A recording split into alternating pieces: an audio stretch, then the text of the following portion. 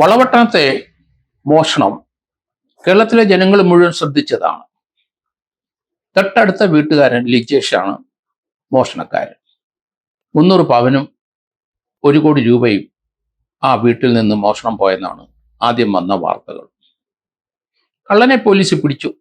ലിജേഷൻ തൊട്ടടുത്ത് താമസിക്കുന്ന welding workshop നടത്തുന്ന അല്ലെങ്കിൽ അവിടുത്തെ തൊഴിലാളി. ലിജേഷ് വിദേശത്ത് 2-3 വർഷം ജോലി ചെയ്തു. അടുത്ത കാലത്ത് വന്നു. പിന്നെ ഒരു 3 മാസം കൂടെ ജോലി ചെയ്തു. 2 മാസം മുമ്പ് വീണ്ടും വന്നു. ഇതിൻ്റെ ഇടയ്ക്ക് വിദേശത്ത് പോയപ്പോഴും നാട്ടിൽ നിൽക്കുമ്പോഴും പുതിയ പദ്ധതികളെ പറ്റി പ്ലാൻ ചെയ്തു. ആ വീടിൻ്റെ തൊട്ടടുത്താണ് താമസിക്കുന്നത്. 2 നില വീടാണ് എങ്കിലും നിത്യം നല്ല ജോലിക്കാരൻ, പണിക്കാരൻ, വിദേശത്ത് ചില പൈസ ഉണ്ടാക്കിയിട്ടുണ്ടാവും. ഒരു പണക്കാരനാണ്. വിദേശത്ത് ഒരു സ്ഥാപനം സ്ഥാപിക്കണം, അതിന് പണം വേണം. നാട്ടിൽ പണം ഉണ്ടെങ്കിൽ നമുക്കിപ്പം വിദേശത്തേക്ക് കടത്താം. അതിനുള്ള ആൾക്കാരും സംവിധാനവും വർഷങ്ങളായിട്ട് ഇന്ത്യയിലുണ്ട്. എത്ര പണം വേണേലും വിദേശത്ത് കടത്താം. വിദേശത്ത് നിന്ന് എത്ര പണം വേണേലും തിരിച്ചും കൊണ്ടുവരാം. അതിനൊക്കെ സംവിധാനമുണ്ട്. ഇവിടെ 2-3 മോഷണം നടത്തി കുറെ പണം ഉണ്ടാക്കി വിദേശത്ത് കടത്തി അവിടെ ഒരു സ്ഥാപനം തുടങ്ങണം എന്നായിരുന്നു തോന്നുന്നു ലിജേഷിന്റെ ആഗ്രഹം. പോലീസ് തുടക്കം മുതലേ പറയുന്നുണ്ട് ആ വീടും പരിസരവും നന്നായിട്ട് അറിയാവുന്ന ഒരാളാണ്. ആദ്യത്തെ ദിവസം മുതലേ നമ്മളത് കേട്ടു. ആ ഭാഗം പോലീസ് നന്നായിട്ട് അന്വേഷിച്ചിരിക്കുന്നു. അവിടെ തെറ്റിക്കഴിഞ്ഞാൽ വീണ്ടും പ്രൊഫഷണൽ കള്ളന്മാരെടുത്ത് പോകേണ്ടി വരും. ഏതായാലും പോലീസ് ഏകദേശം 10-15 ദിവസം കൊണ്ട് ആളെ പിടിച്ചു. 20/11 കഴിഞ്ഞ മാസം 20-ാം തീയതിയാണ് മോഷണം നടന്നത്. 15-ാം തീയതി ആ വീട്ടിൽ നിന്ന് അഷ്റഫും കുടുംബവും മധുര ഇതര സ്ഥലങ്ങളിൽ പോയി. 4-5 ദിവസം കഴിഞ്ഞാണ് വന്നത്.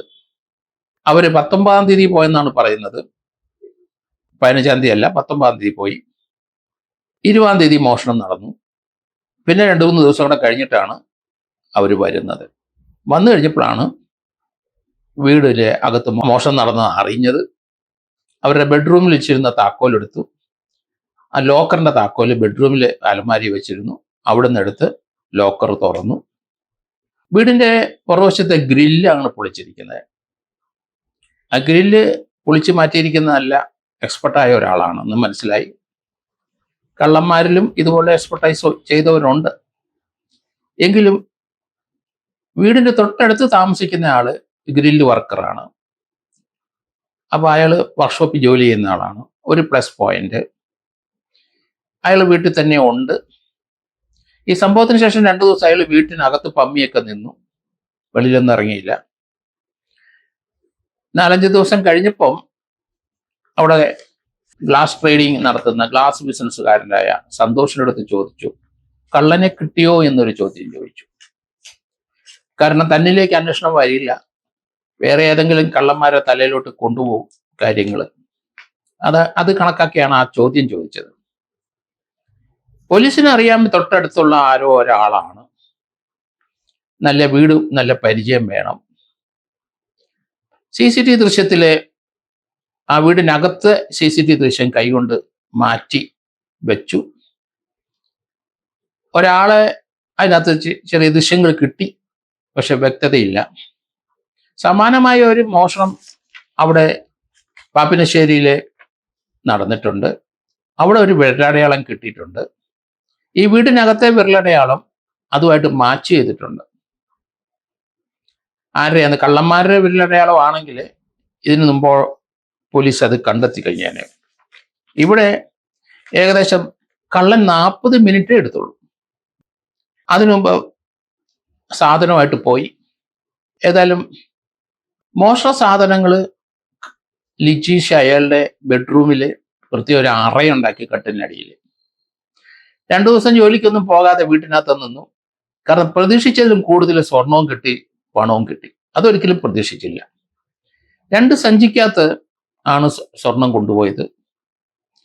നോട്ട് കെട്ടുകൾ മുഴുവൻ ചാക്കിനകത്താക്കി. ഇത് വീട്ടിൽ സൂക്ഷിക്കാൻ കഴിയില്ല. അത് വീടിനകത്ത് നല്ല സൂക്ഷിച്ചു വെച്ചില്ലെങ്കിൽ വെളിയിലോട്ട് അറിയും. പോലീസ് അതിശക്തമായ അന്വേഷണം നടന്നുകൊണ്ടിരിക്കുകയാണ്. 2 ദിവസം പണിക്കൊന്നും പോകാതെ മോഷണത്തിന് ശേഷം 2 ദിവസം വീട്ടിൽ തന്നെ ഇരുന്ന് കട്ടിലിനടിയിൽ പ്രത്യേക അറയുണ്ടാക്കി അതിനകത്തോട്ട് മാറ്റി.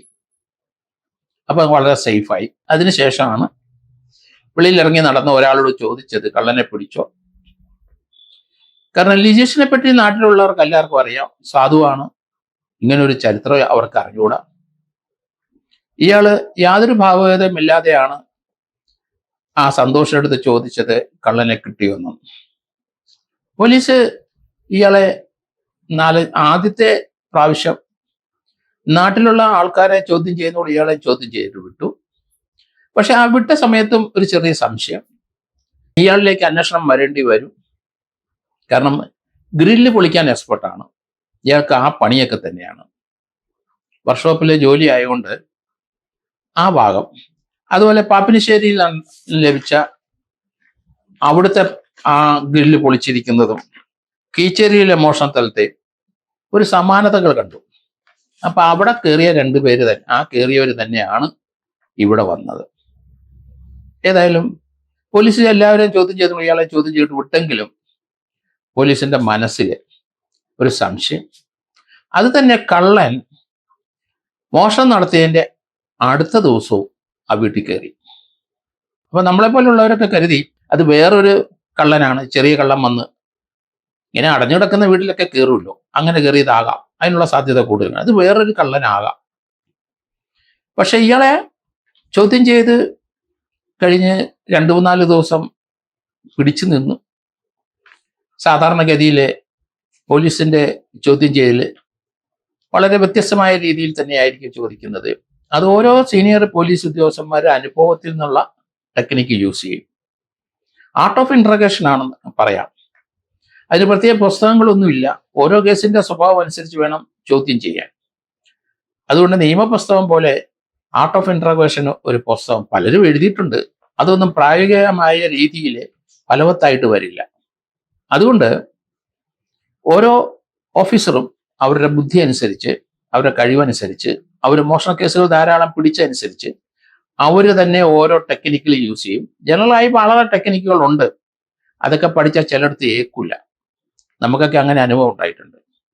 ഒരാളെ ചോദ്യം ചെയ്ത് പെട്ടെന്ന് ബ്രേക്ക് ചെയ്യണമെന്നില്ല, സമയങ്ങളെടുക്കും, ദിവസങ്ങളെടുക്കും. ഞാൻ ഏകദേശം 1.25 വർഷം ഒരാളെ ചോദ്യം ചെയ്തു, ചോദ്യം ചെയ്യും വിടും, ചോദ്യം ചെയ്യും വിടും, അങ്ങനെ 1.25 വർഷം ചോദ്യം ചെയ്തിട്ടുണ്ട്. അതിനുശേഷമാണ് അറസ്റ്റ് ചെയ്തത്. കാരണം പല കാര്യങ്ങൾ നമ്മൾ ചോദ്യം ചെയ്ത് വരുമ്പോൾ ആ കേസുമായിട്ട് പൊരുത്തപ്പെട്ട് വരണം. നമ്മൾ വളരെ അധികം ലക്ഷ്യത്തോടെയുള്ള ചോദ്യങ്ങളാണ്, അത് സസ്പെക്റ്റിനോ പ്രതിക്കോ മനസ്സിലാവില്ല.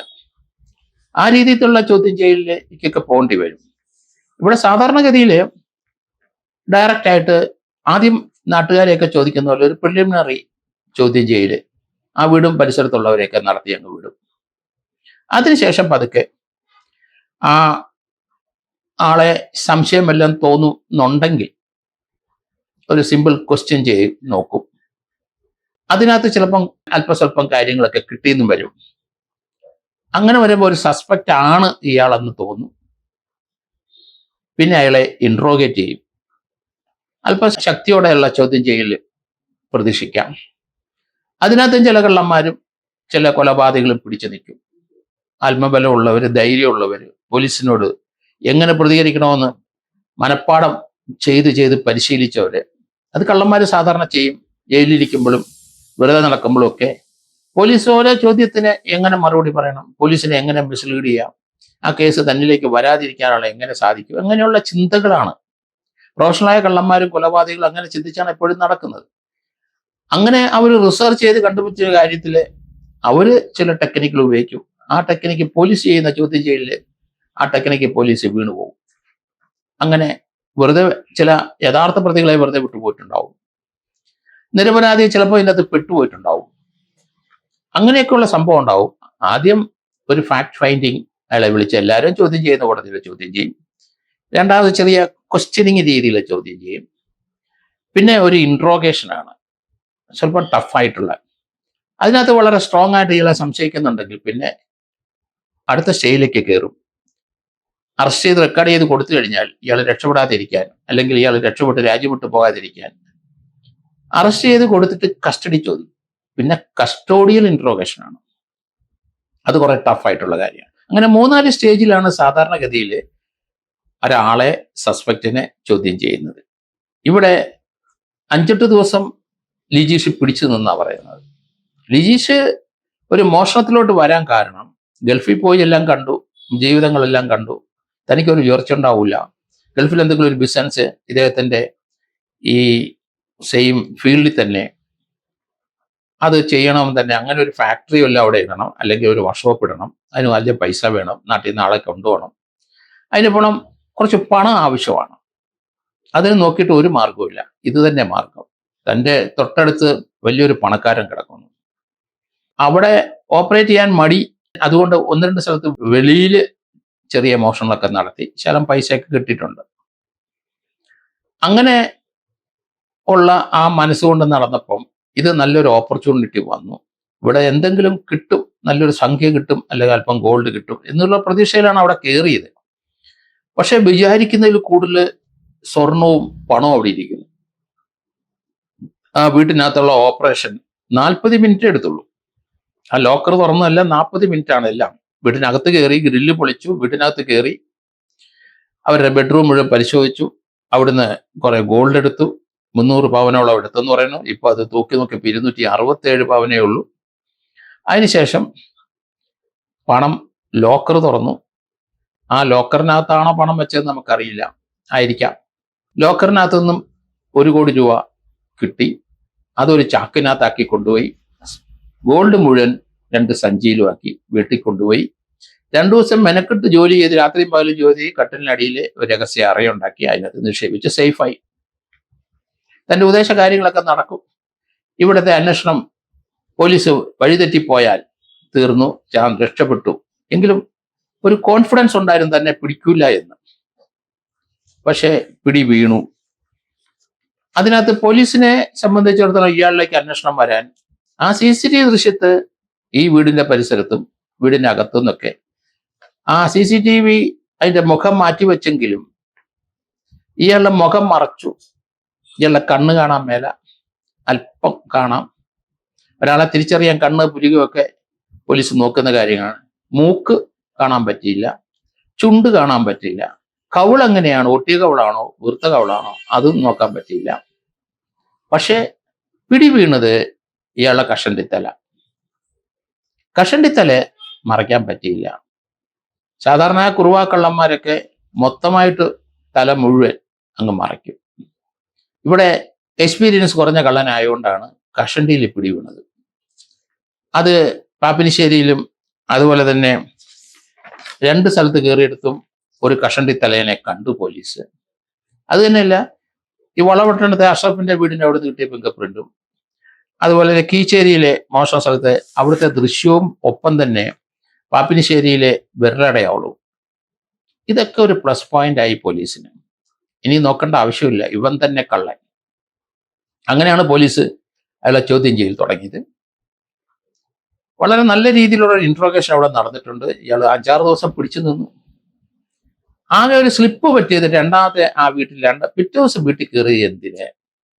അതിപ്പം മനസ്സിലാകുന്നത് ഈ മോഷണം നടത്താനുള്ള ഒരു ടൂൾ, ഒരു ആയുധം അതിനകത്ത് വെച്ച് മറന്നുപോയി. അത് തിരിച്ചറിയാൻ സാധിക്കും. അന്നേരം ധരിച്ചിരുന്ന ഷർട്ടും ആ കയ്യുറയും അതുപോലെ തന്നെ മുഖം മാസ്കും അയാൾ കത്തിച്ചു. അബദ്ധവശാലായിരിക്കണം ഇയാളുടെ ഒരു ഫിംഗർ പ്രിന്റ് ആ വീട്ടിനകത്ത് കിട്ടിയത്. വീടിനകത്ത് ചെന്ന ശേഷമായിരിക്കണം ഗ്ലൗസ് ഇട്ടത്. അതിൻ്റെ ഇടയ്ക്ക് എവിടെയെങ്കിലും ഒരു ഫിംഗർ പ്രിന്റ് അവിടെ എവിടെയെങ്കിലും പതിഞ്ഞിട്ടുണ്ടാവും. മറ്റൊരു കാര്യം, ധരിച്ചിരുന്ന ഷർട്ട് കത്തിച്ചു കളഞ്ഞു. അതിന് ചില അംശങ്ങൾ വീട്ടിൽ നിന്ന് ഇപ്പം പോലീസ് കണ്ടെടുക്കുകയും ചെയ്തു. ഈ ഒരു മോഷണത്തിന്റെ ഇൻട്രോഗേഷൻ ടെക്നിക്ക് അത് പല രീതിയിലാണ്. ഇൻട്രോഗേഷൻ ടെക്നിക്ക് ഓരോ പോലീസ് ഉദ്യോഗസ്ഥന്മാരുടെയും അവരുടെ എക്സ്പീരിയൻസ് അനുസരിച്ചാണ് ആ ഇൻട്രോഗേഷൻ പോകുന്നത്. ചിലടത്ത് ഒരു സഹാനുഭൂതിയോടൊക്കെ ചോദിക്കും, ചിലർ ഈ ബ്രേക്ക് ചെയ്യും, പറ്റിപ്പോയി സാറേ. അത് ചിലവാകുന്നുണ്ടോ ഇല്ലെന്ന് നോക്കും. പിന്നെ ഡയറക്റ്റ് ഇൻട്രോഗേഷൻ, സ്ട്രൈറ്റ് അവേ ചോദിക്കുന്ന ചോദ്യങ്ങളുണ്ടാവും. നീ തന്നെയാണ് എടുത്തതെന്ന് പറഞ്ഞങ്ങ് തുടങ്ങാം. അതുപോലെ തന്നെ ഓൾട്ടർനേറ്റീവ് തീമുകൾ, അങ്ങനെ ആ തീമിനെ ഇതിന് പകരമുള്ള ചില തീമുകളൊക്കെ വെച്ചിട്ട് ഇയാൾ അതിലേക്ക് കൊണ്ടുവന്ന് ചോദ്യം ചെയ്യാം. പിന്നെ ആ വസ്തുതകൾ അനാലിസിസ് ചെയ്യും. അയാളുടെ ഒപ്പീനിയൻ എന്താണ്? തൻ്റെ വീടിനടുത്തല്ലേ മോഷണം നടന്നത്, ഇത് ആരായിരിക്കാം, എങ്ങനെയായിരിക്കാം, അതിനുള്ള സാധ്യതകൾ ചോദിക്കാം. അയാൾക്ക് ഇവിടുന്ന് പോലീസിനെ ഡൈവേർട്ട് ചെയ്ത് വിട്ടല്ലേ പറ്റുള്ളൂ. അപ്പൊ ആ രീതിയിലുള്ള ആൻസർ പോലീസിനെ അവിടുന്ന് മാറ്റിവിടാൻ, തന്നിലേക്ക് വരാൻ സാധ്യതയുള്ള ആ ചിന്ത മാറ്റിവിടാനുള്ള ബുദ്ധി പ്രയോഗിക്കും. ഏതായാലും ഇയാൾ വളരെ റിസർച്ച് ചെയ്തിട്ടുണ്ട് ഈ മോഷണത്തെ പറ്റി. കുറെ പണം ഉണ്ടാക്കി ഇവിടെ നിന്ന് ഇന്ത്യയിൽ നിന്ന് വിദേശത്തേക്ക് കടത്തി ദുബായിൽ എവിടെയെങ്കിലും നല്ലൊരു സ്ഥാപനം തുടങ്ങി മാനമായിട്ട് പിന്നീട് ജീവിക്കാം. ഇങ്ങനെ പണക്കാരായവർ ധാരാളം ഉണ്ട് കേരളത്തിൽ. മോഷണം നടത്തി പണക്കാരായവരും ഉണ്ട്. അവരെ പിന്നെ പിടിച്ചിട്ടുമില്ല. അങ്ങനെയുണ്ട്. ഇവിടെ അയാളുടെ പ്രതീക്ഷകളെല്ലാം തെറ്റി, പിടി വീണു. 457 ഹൗസ് ബ്രേക്കിംഗ് നടത്തിയാൽ തീർച്ചയായിട്ടും 7 വർഷം മുതൽ 14 വർഷം വരെ ശിക്ഷ കിട്ടാം. അതുപോലെ വീടിനകത്ത് കയറിയിട്ടുണ്ട് 380 IPC. 461 അതിൻ്റെ വീടിനകത്തുള്ള ലോക്കർ, അലമാരയൊക്കെ കുത്തിപ്പൊളിച്ചിട്ടുണ്ട്. അയാൾക്ക് ഭയം ഉണ്ടായത് ആ വീടിനകത്ത് വെച്ച മറന്നുപോയ പൊളിക്കാൻ ഉപയോഗിച്ച ചെറിയൊരു ഉളിയോ ചിസിലോ അല്ലെന്നുണ്ടെങ്കിൽ ചെറിയൊരു ആയുധം, അതെടുക്കാനാണ് രണ്ടാമത് കയറിയത്. അത് വലിയ മണ്ടത്തരമായിപ്പോയി എന്നാണ് ഞാൻ കരുതുന്നത്. കാരണം അപ്പം സംശയം ഒന്നുകൂടെ കൂടും. ഒരു കള്ളനും അങ്ങനെ രണ്ടാമത് വന്ന് കയറില്ല. അവിടുന്ന് രക്ഷപ്പെട്ടുള്ള സാധനം കിട്ടി വലിഞ്ഞു. പക്ഷേ അയാളുടെ കണക്കൂട്ടല് തന്നിലേക്ക് അന്വേഷണം വരില്ല. വന്നാൽ തന്നെ തൊണ്ടി മുതൽ കൊടുക്കാൻ കഴിയില്ല. തൊണ്ടി മുതൽ വളരെ സൂക്ഷ്മമായിട്ട് ഒരിക്കലും സെർച്ച് ചെയ്ത് കാണാൻ പാടില്ലാത്ത സ്ഥലത്തോട്ട് വെച്ചു കഴിഞ്ഞു. പക്ഷെ പ്രതീക്ഷകളെല്ലാം അറ്റു. ലിജേഷിനെ പിടി വീണു. സാധാരണ ഇത് കണ്ണാടി വെച്ച് നടക്കുന്ന ഒരാളാണ്. കണ്ണാടിയുള്ള ഫോട്ടോ ഒക്കെ നമ്മൾ കണ്ടു. ലിജേഷിന്റെ ആ വീട്ടിൽ അകത്ത് കയറിയ സമയത്തുള്ള ആ ഷർട്ടും കത്തിച്ചു. എഴുതപ്പെട്ട തെളിവുകളൊക്കെ നശിപ്പിച്ചു അയാൾ. പക്ഷേ പോലീസിന്റെ ആ ഇൻട്രോഗേഷൻ ടെക്നിക്കിൽ അയാൾ വീണു. ഏതായാലും വളവട്ടണം പോലീസിനെ അഭിനന്ദിക്കുന്നു. അവിടുത്തെ DYSP ആയിരുന്നു അത് ലീഡ് ചെയ്തത്. വളരെ എക്സ്പീരിയൻസ് ഉള്ള ഒരാളാണ്. SI ആയിട്ടും CA ആയിട്ടൊക്കെ വർക്ക് ചെയ്ത് ഇപ്പോൾ DYSP ആണ്, സീനിയർ DYSP ആണെന്ന് തോന്നുന്നു. അപ്പം നല്ലൊരു എക്സ്പെർട്ടാണ്. ചോദ്യം ചെയ്യാനൊക്കെ അറിയാം. അതുകൊണ്ടാണ് ഈ കേസ് അവർക്ക് പെട്ടെന്ന് തെളിയിക്കാൻ സാധിച്ചത്. നാട്ടുകാർക്ക് വലിയ സന്തോഷമായി, കേരളത്തിലുള്ളവർക്ക് എല്ലാവർക്കും സന്തോഷമായി. അവിടെ ലഡ്ഡു വിതരണമൊക്കെ നടത്തി സന്തോഷിച്ചു. ഏതായാലും ഒരിക്കൽ കൂടി ആ ടീമിനെയും ആ DYSP SP യെയും അവിടുത്തെ പോലീസ് ഉദ്യോഗസ്ഥരെ എല്ലാവരെയും അഭിനന്ദിക്കുന്നു.